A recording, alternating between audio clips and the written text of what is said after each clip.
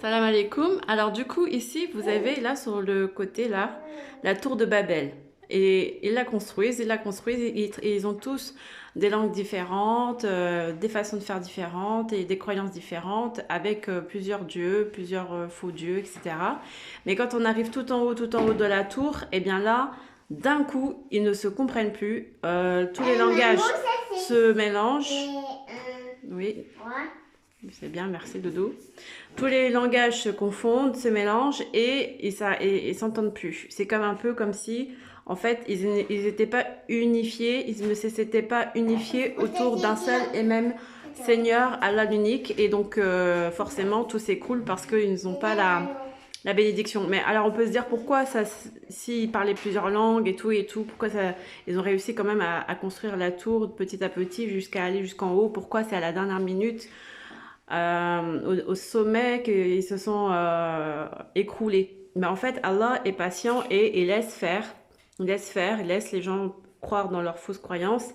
Mais quand le châtiment arrive, ben, tout est détruit. C'est pareil pour ici, par exemple, là on monte les escaliers, puis par exemple il y a des gens qui vont croire, qui vont reposer leurs croyances sur par exemple un Père Noël ou des lutins. C'est merveilleux, c'est gentil, hein, un Père Noël, ça a l'air comme ça a l'air de rien, mais les Pères Noël, ils donnent des cadeaux, ils sont sympas, nanani, nanana.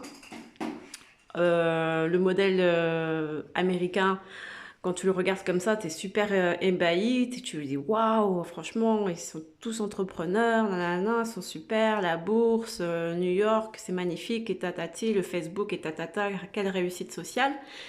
Mais derrière, il y a beaucoup de fausses croyances, il y a beaucoup de choses qui vont pas, mais. Oui, s'il te plaît.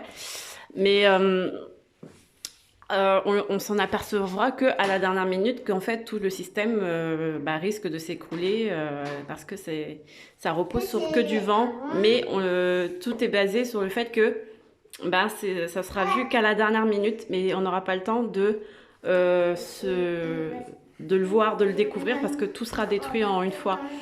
Donc, d'où la nécessité. C'est le danger donc de l'illusion du bien en fait, de se croire qu'on est dans le bien, etc., dans le bien fondé, dans la bonne croyance. Mais il y a des gens par exemple qui se cassent la gueule là au tout début, mais au moins le fait qu'ils se cassent la gueule au début, ils peuvent rectifier et faire le nécessaire pour leurs âmes.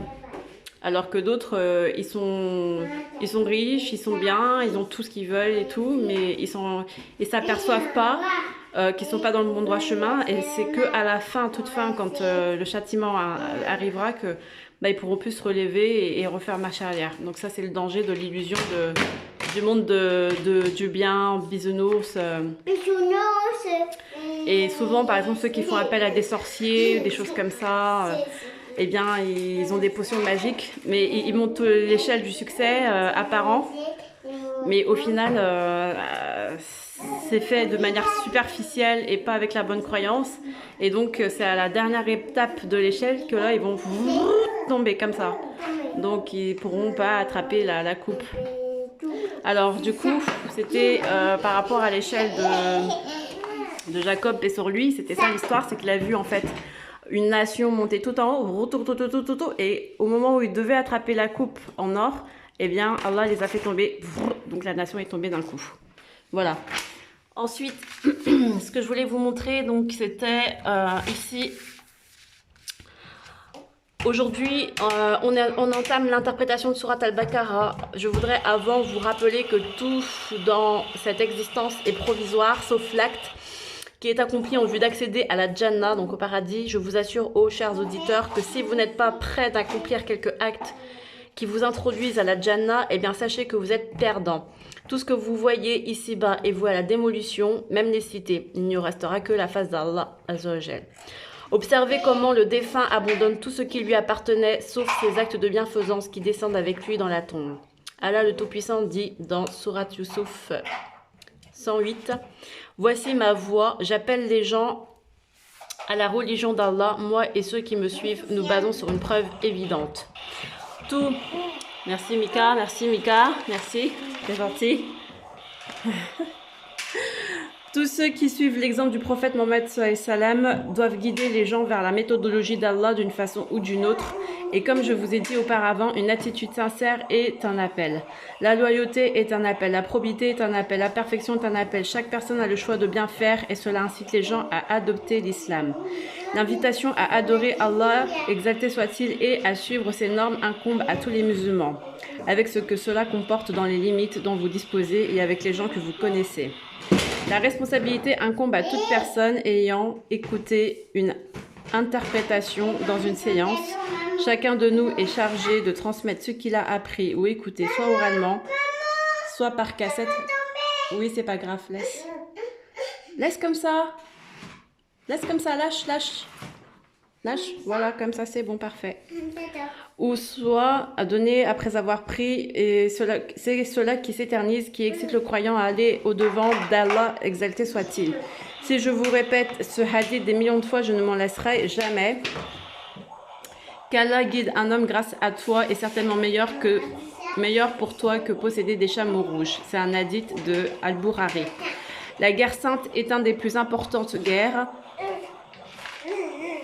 Vous ne devez pas ignorer que la guerre sainte est estimée au sommet de l'islam. Or, celui qui meurt sans avoir participé à la guerre sainte, ni s'être encouragé à y combattre, périrait hypocrite. La guerre sainte est la plus appréciée parmi les guerres. Allah, le Tout-Puissant, dit, et avec ceci, le Coran lutte contre eux vigoureusement. Sourate Al-Furqan, le discernement 52.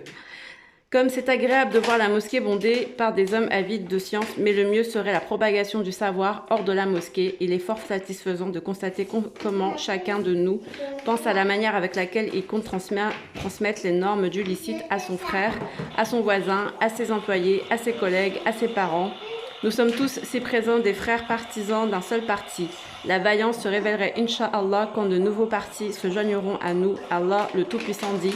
Et qui profère plus belle parole que celui qui appelle à Allah, fait bonne œuvre et dit, je suis du nombre des musulmans. Surat Fussilat, et verset 30, détaillé 33. Voilà, salam alaikum.